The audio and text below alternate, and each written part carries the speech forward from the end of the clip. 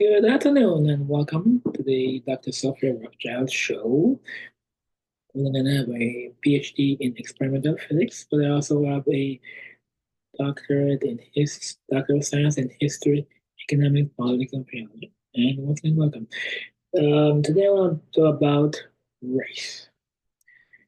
Well, first of all, someone say, well, race is a social construct, and that can be read to an extent, but also we must acknowledge that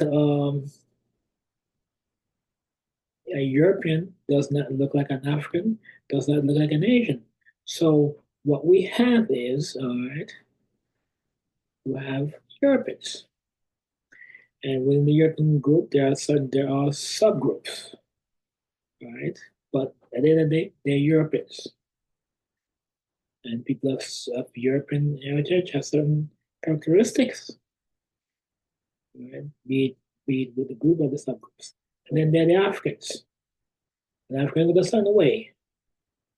Their skin color by nature are usually very dark skin, very black skin. All right. And then the East Africans might look a little bit different from the West Africans and the Sub-Saharan Africans. But at the end of the day, they don't look like Europeans.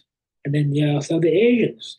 Now the Asians, right? You have Asians, you have Chinese, Japanese, Koreans, Mongolians, but they're all, and Vietnamese, Thai, Laotian, Indian, but at the end of the day, they are Asians and in a certain way. Okay.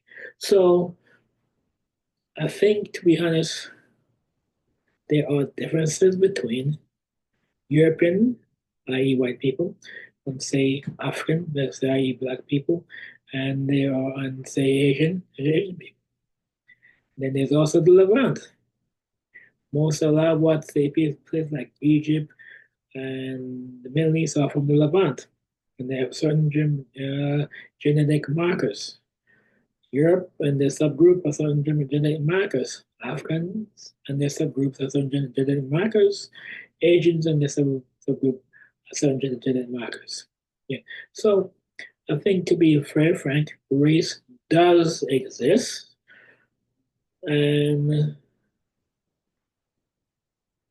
there are differences, though minute, but there are differences. Asians don't look like Africans, who in turn don't look like Europeans. And even though the genetic difference is very minute, there's still differences. Let's take it to the next level. The genetic difference between, say, humans and the our closest primate relative is like what 2% genetic difference, but it's still a difference, right? So, so once again, um, the the if you look at, say, a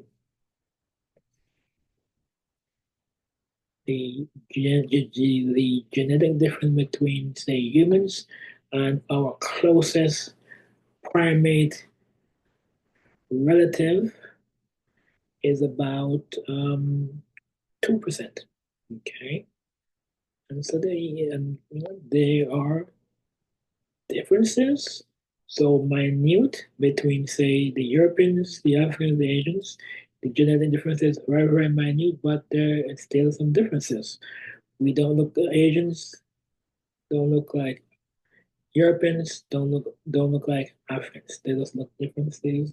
And then there's also, the Pacific Islanders. There's also way too. So I think it's to be logical about this.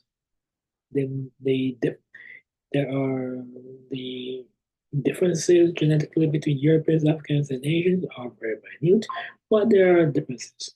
And that's why we don't look all alike. Thank you very much. Have a good day.